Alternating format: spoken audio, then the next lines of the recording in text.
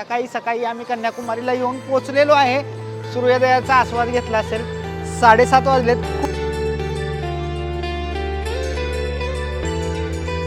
पाठीमागं जो तुम्हाला दिसतोय मित्रांनो, तर तो आहे विवेकानंद शिळा.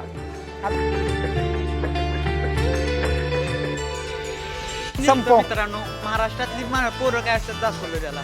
सगळा भात साऊथ अण्णा स्टाईल भात खाल्लेला आहे. आलोय सनसेट पाहायला. पुढे बघा, कन्याकुमारी मधला सनसेट.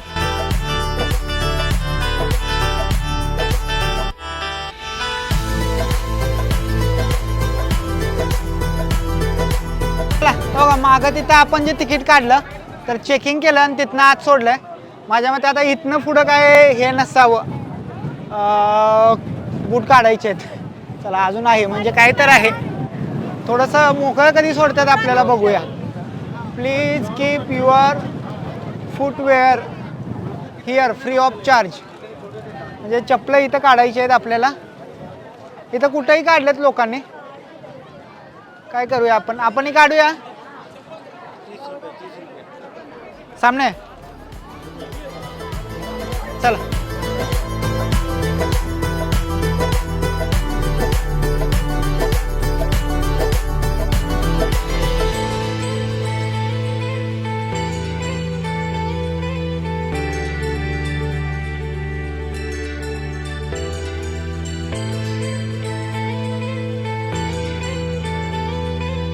मित्रांनो बघा, फिरून फिरून दमलोय आता आणि भुका लागलेल्या, म्हणून मी दरवेळेला तुम्हाला म्हणतो की काजू बदाम दरवेळेला तुमच्यापाशी पाहिजेत. बाहेर ट्रिपला जाताय, साधे आणा आणि मिठात भाजून घ्या. खूप छान असे रोस्टेड होतात. त्याला मिठाचा फ्लेवरसुद्धा येतो. काजूसुद्धा बघा पूर्ण रोस्टेड झालेत, एकदम कुरकुरीत. चांगलं म्हणजे न्यूट्रिशनल व्हॅल्यूसुद्धा चांगली आहे. हाय कॅलरी असतात त्याच्यात, म्हणजे कॅलरी डेन्ससुद्धा आहे, न्यूट्रिशनल डेन्ससुद्धा आहे. त्यामुळं भूकसुद्धा चांगली भागते आणि एनर्जीसुद्धा मिळते. आणि त्याच्याबरोबर चिक्क्यासुद्धा आणायच्या बघा, वेगवेगळ्या प्रकारच्या चिक्क्यांमध्ये सुद्धा तुम्हाला जास्त कॅलरीज मिळणार आहेत. एनर्जी बारच्या आत काय असतं मित्रांनो, असलंच असतं सगळं. त्यामुळे हे सगळं आपल्याला ट्रिपमध्ये जाताना काही जरी नसलं तर एका स्टेजला हे खाऊन तुम्ही तुमचं पोट काय करू शकताय, भरू शकताय, एनर्जी मिळवू शकताय. आता ज्ञानाला गरज होती का नाही एनर्जीची, ज्ञाना अशी झोपत होती, जाईल तिथं अशी अशी मान टाकत होती. मग आम्ही एका ठिकाणी बसलोय. अजून तिकडं बघायचं आहे आपल्याला. थिरुवेल्लुवर यांचा स्टॅच्यू जो आहे तो आपल्याला जाऊन एक्सप्लोर करायचा आहे.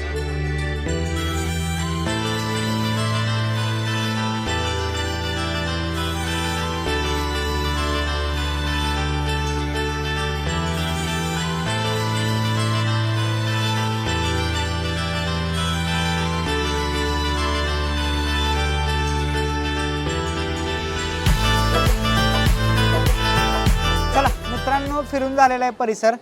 तसा जर निवांत फोटो काढत व्हिडिओ करत जर तुम्हाला परिसर फिरायचा असेल तर 2 तास लागू शकतात. कारण आत्ता बघा 12:32 झालेत. अराऊंड आपण इथं तसं बघायला गेलो तर 11च्या दरम्यान आलेलो आणि 1.5 तास झालं फिरतोयच आम्ही. आता निवांत बसलो इथं.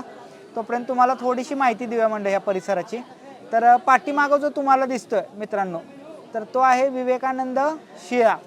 आता या शिळेचा इतिहास काय आहे मित्रांनो, स्वामी विवेकानंद हे 1892 रोजी, म्हणजे हा 500 मीटर आत आहे समुद्र किनाऱ्यापासून.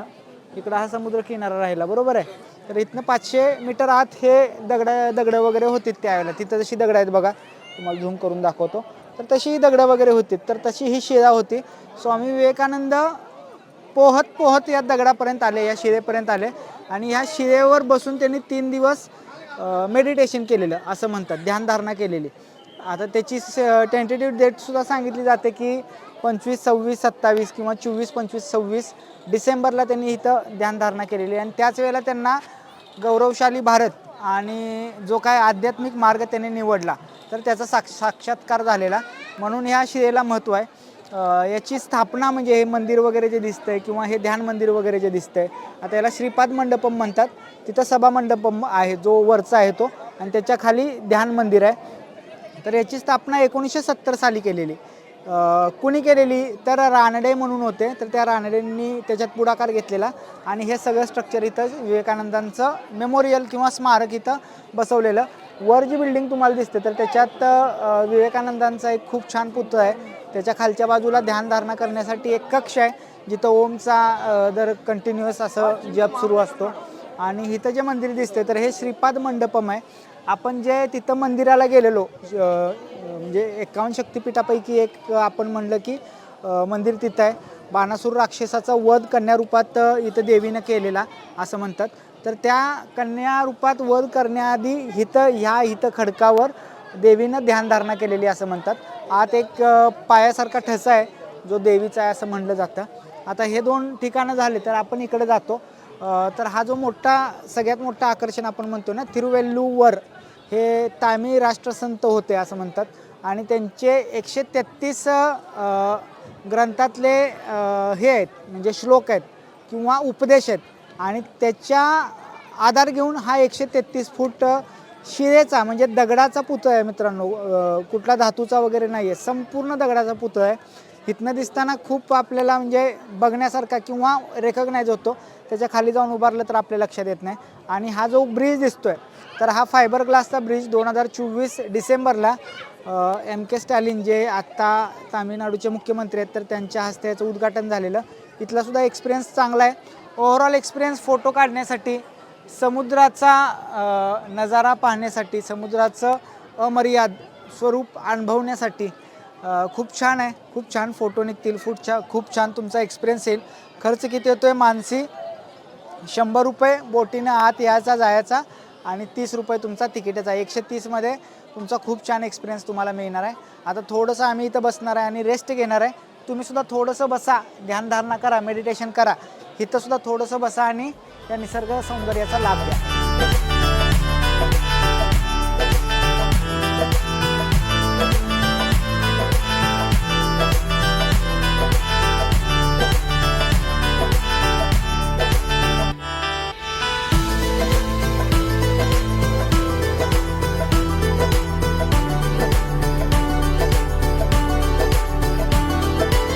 चला मित्रांनो 1:15 वाजलेलं आहे आणि आता आपल्याला जायचं आहे रिटर्न. खरं रिटर्न जाण्यासाठी बघा गर्दी किती आहे. अक्षरशः प्रचंड म्हणजे पाक तिकडं खाली बघा फेरी आहे आणि तिथनं लाईन लागले. तिथं तर जास्त गर्दी झाली ॲक्च्युली. आणि तिथनं पाक इकडंपर्यंत जर तुम्ही बघितला तर रिटर्नला पाक पाठीमागंपर्यंत लाईन लागलेली आहे. आता का जसं की आम्ही आलो आणि आम्ही 2 तास स्पेंड केले तसेच खूप जण 2-2.5 तास इथे थांबलेले. आणि आता दुपारची वेळ झाली, सगळ्यांच्या डोक्यात आहे चला जाऊया काहीतरी खाऊया आणि मस्तपैकी जरा आराम करूया, जे आम्ही सुद्धा करणार आहे. त्यामुळे चला आता हे क्यू क्लिअर व्हायला किती वेळ लागतो ते तुम्हाला सांगतो. माझ्या मते 1-अर्धा तास तरी लागेल ना प्रथम. बघूया चला. अजून लाईन तर काही संपत नाही. दाखव पतू. बघा वाजलेत किती 1:12. आता किती वेळात हा क्यू क्लिअर होतोय तुम्हाला दाखवतो. मित्रांनो बघा 1:11ला आपण लाईनमध्ये लागलेलो. आता 1:46 झालेत आणि आता आपण फेरीजवळ आलो आहे. म्हणजे अराऊंड एक किती 40 मिनटं 35 ते 40 मिनटं आपल्याला क्यू क्लिअर व्हायला लागला.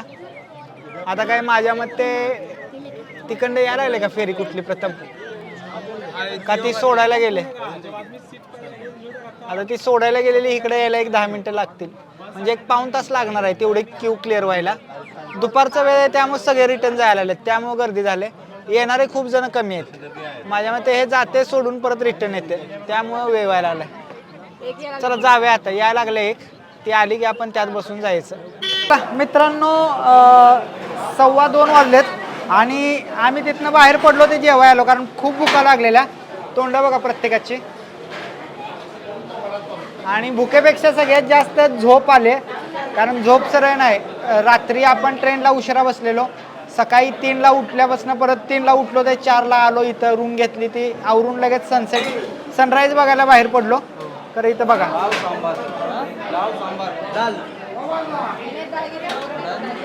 काय अजून जरा घे इसमें भी थोडं. आता काय केलंय आम्ही चपाती वगैरे खाण्याचा मूड नव्हता होय ना. संध्याकाळी खायचं. इथलं जे साऊथ इंडियन थाळी आहे म्हणजे राईस थाळी ती घेतली. आता याच्यात काय काय दिलं आहे बघा. भात दिला आहे जो पहिल्यांदा अनलिमिटेड आहे. पहिल्यांदा एकदाच घेताना जेवढा पाहिजे तेवढा घ्यायचा. आम्ही कमी घेतला आहे त्या मानानं खरंच जास्तच आहे होय ना प्रथम. ही वांग्याची भाजी दिसते.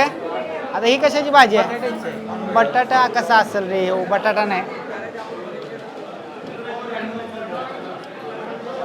बटाट्यासारखं लागतंय खरं बटाट्याची नाही.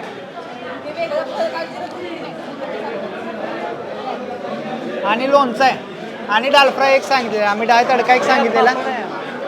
चला आता जेवून घेतो मित्रांनो. जेवण झालेलं आहे आणि सगळ्यात भारी जेवलंय कोण?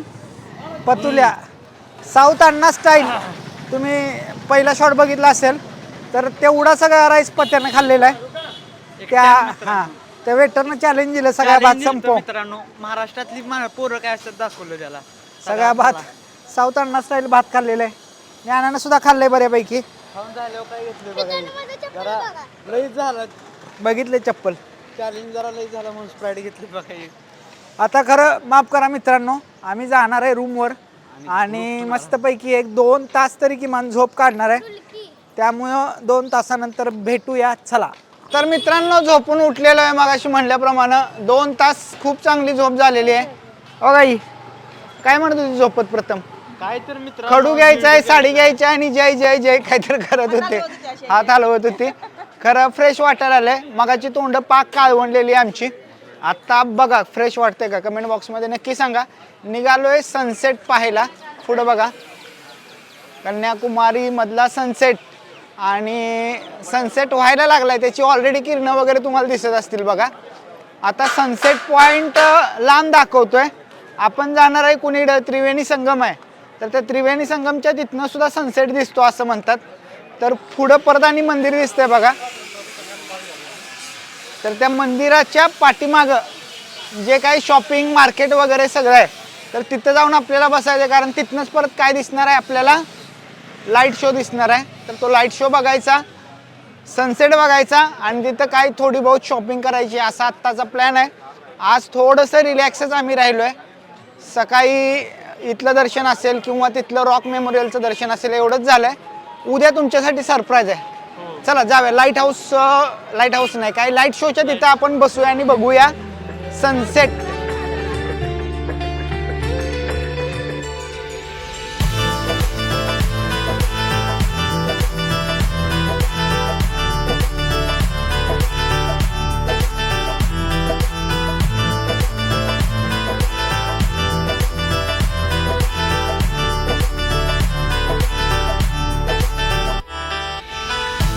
मित्रांनो प्रथमनं फोन तिरका धरलाय. जरा इकडे घे प्रथम, इकडे ये. तर सनसेट पाहायला मिळाला.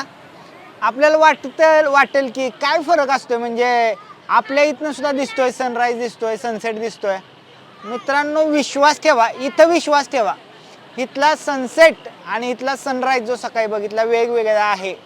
आपण आजपर्यंत जे बघितले असतील, सनसेट बघितले असतील, सनराईज बघितले असतील, आपल्या भागात बघितले असतील, कोकणात आपल्या बघितले असतील, त्या सगळ्यापेक्षा वेगळा वाटला आणि छान वाटला. म्हणजे ते फील होतंय. सन ही एक एंटिटी आहे. सूर्य म्हणजे एक एंटिटी, वस्तू. थोडासा मराठीत शब्द त्याचं महत्त्व कमी करतो. खरं सूर्य ही एक खूप मोठी पॉवरफुल एंटिटी आहे आणि ती खरोखर म्हणजे उगवताना सुद्धा आणि मावळताना सुद्धा खूप वेगळी वाईब देऊन जाते कन्याकुमारीमध्ये. आणि ते फील करता आलं. अगदी शेवटच्या मोजक्या क्षणी आम्ही आलो जेव्हा सूर्य माझ्या मते 1-2 बोटं एक बोट वर असेल क्षितिजाच्या, त्यावेळेला आम्ही आलो आणि तो जसा समुद्राच्या खाली गेला ते सगळं क्षण पाहताना खूप भारी वाटलं. त्यामुळे तुम्ही सुद्धा पहा. मध्ये मध्ये प्रथमनं आता शॉट टाकले असतील, तुम्ही एन्जॉय केले असतील.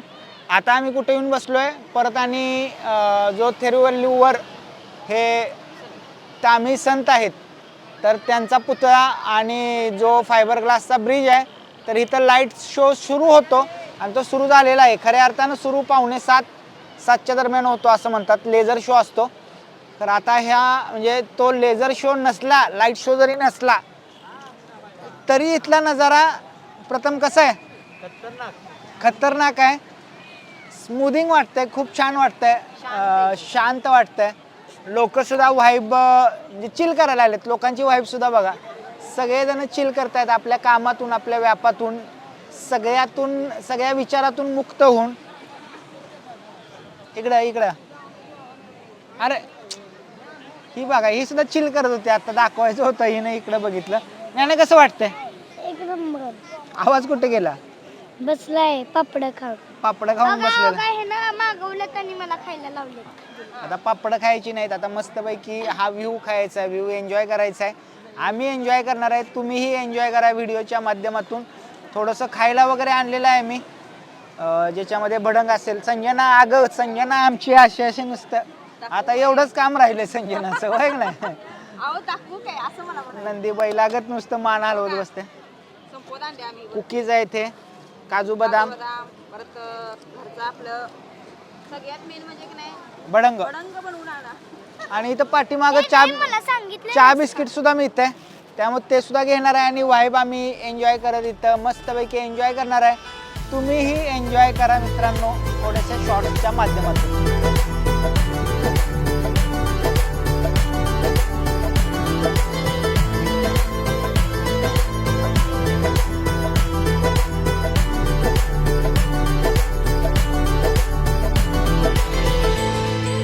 चला तर मित्रांनो 8:30 वाजून गेलेत. लाईव्ह घेतला आपण, खूप चांगला लाईव्ह झाला, अराउंड 40 मिनटं लाईव्ह झाला.